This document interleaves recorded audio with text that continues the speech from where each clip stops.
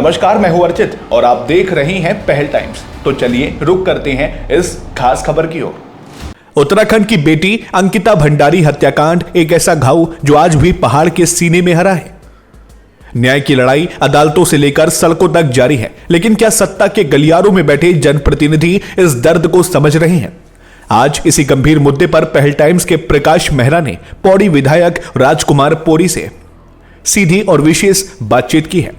देखिए इस इंटरव्यू के मुख्य अंश को लेकर लगातार सरगर्मियां तेज हैं और ऐसे में उत्तराखंड की सियासत में कहीं ना कहीं गर्माहट देखी जा रही है। तमाम राजनीतिक दल जो है वो अंकिता भंडारी को लेकर राज्य भर में प्रदर्शन कर रहे हैं। इसको लेकर हमारे साथ पौड़ी से विधायक राजकुमार जी हैं, उनसे जानते हैं कि जिस तरह से लगातार प्रदेश भर में इस तरह से लगातार जो प्रदर्शन हो रहे हैं उसका क्या एक राजनीतिकरण कर दिया गया है, या फिर सीएम धामी ने कुछ ही दिन पहले सारी मांगों को मानने के बाद भी आज उत्तराखंड बंद की घोषणा की है। उनका क्या कहना है इस पर उनसे ही जानते हैं।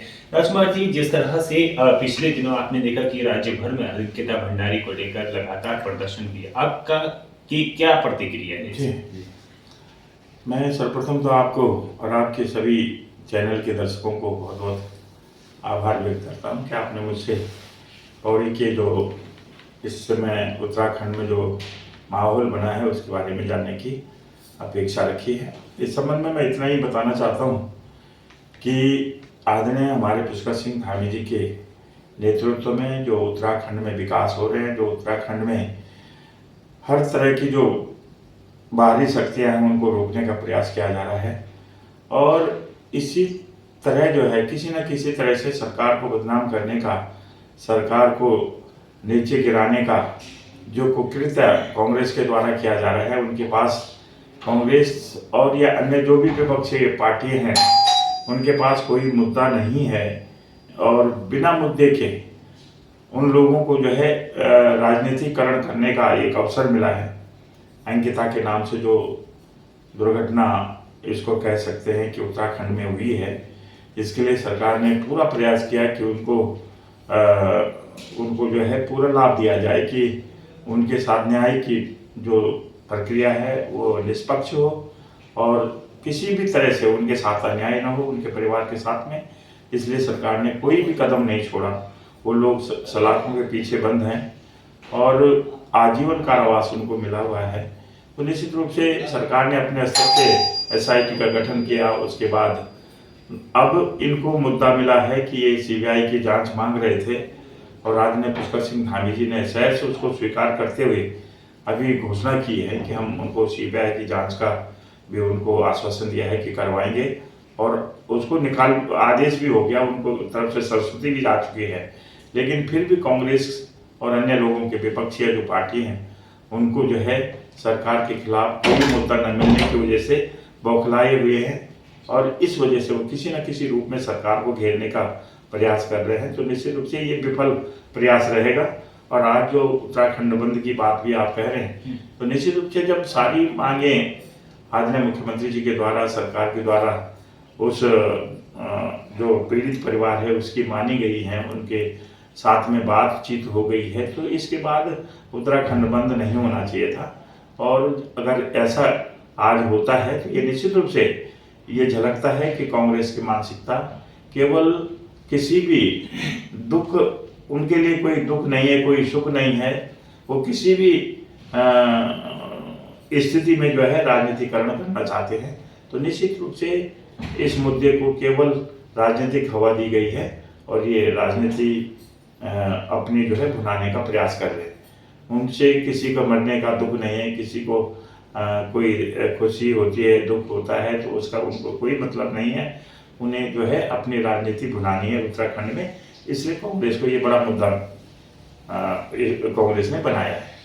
आने वाले 2027 में विधानसभा के चुनाव भी होने हैं। ऐसे में कहीं ना कहीं राजनीतिक दल कहीं ना कहीं इस पर भी वो करते हुए दिखाई दे रहे हैं कि यहाँ पर अंकिता भंडारी मैंने कहा कि ये केवल राजनीतिक मुद्दा बना के इसको चला रहे हैं और निश्चित रूप से 2027 में इनको कहीं ना कहीं ये डर लगता है कि फिर से भाजपा जो है उत्तराखंड में सरकार बनाने वाली है।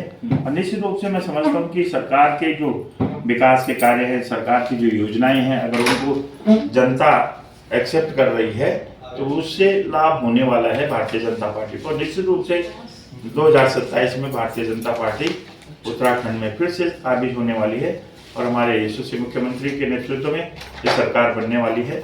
और आदरणीय प्रधानमंत्री जी के द्वारा भी उत्तराखंड को इतना दिया गया है कि उत्तराखंड वासी जो है कभी उस ऋण से ऋण नहीं हो सकते हैं। इतना उत्तराखंड को मिला है।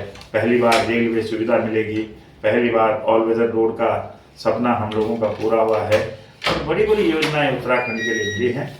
यहाँ तक कि जो जिन चीज़ों को हम भूल चुके थे, जो हमारी रीति रिवाज, हमारी संस्कृति है, हमारा मोटा अनाज है, मोटा खाने पीने का जो सामान है, उसको मार्केट दिलाने का भी काम किया है तो आदरणीय मोदी जी ने किया है।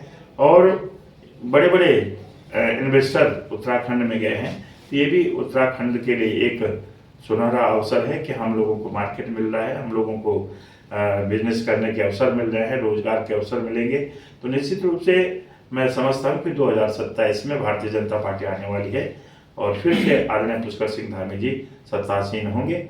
उनके उत्तराखंड में जो योजनाएं हैं, निश्चित रूप से पहली बार सारे काम जो है पहली बार हुए हैं। चाहे वो नकल कानून बना है, चाहे वो यूसीसी का कानून बना है, चाहे वो धर्मांतरण का कानून बना है, लव जिहाद, थूक जिहाद, दुनिया भर के जो कुकृत्य जो है अन्य लोगों के द्वारा हमारे उत्तराखंड में किए जा रहे थे उनको रोकने का काम किया है। और हमारा जो सशक्त भू कानून भी आदरणीय मुख्यमंत्री जी की देन है। तो निश्चित रूप से अगर इन कामों को देखा जाएगा तो आदरणीय मुख्यमंत्री जी ने जो काम पहली बार किए हैं वो पहले रहेंगे हमेशा। महिला सशक्तिकरण की बात पूरे देश भर में होती है कि महिला सशक्तिकरण लगातार अंकिता भंडारी हत्याकांड को 2022 से इतने साल होने के बाद भी आज भी प्रदर्शन हो रहे हैं।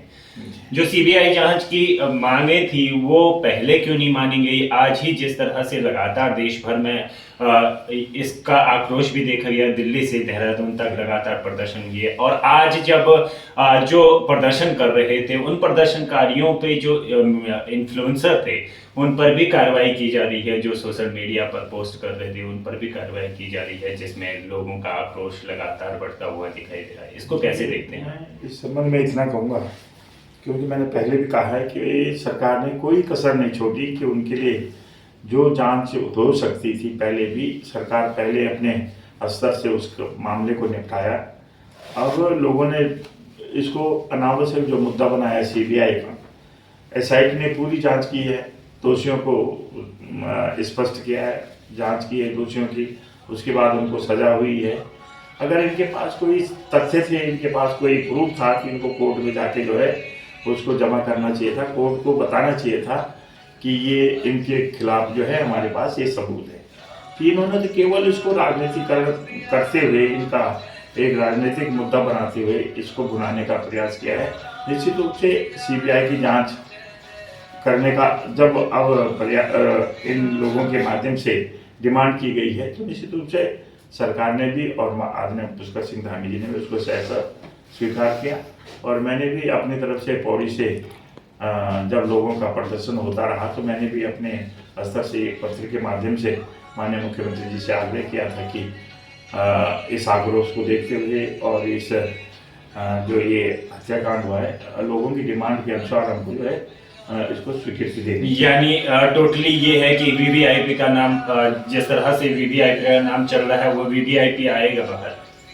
अब वीवीआई कौन था ये तो कोर्ट जांच कर ही रहा है, एसआईटी ने जांच किया है और इसके बाद अब सीबीआई को चला गया तो सीबीआई जांच करेगी कौन है।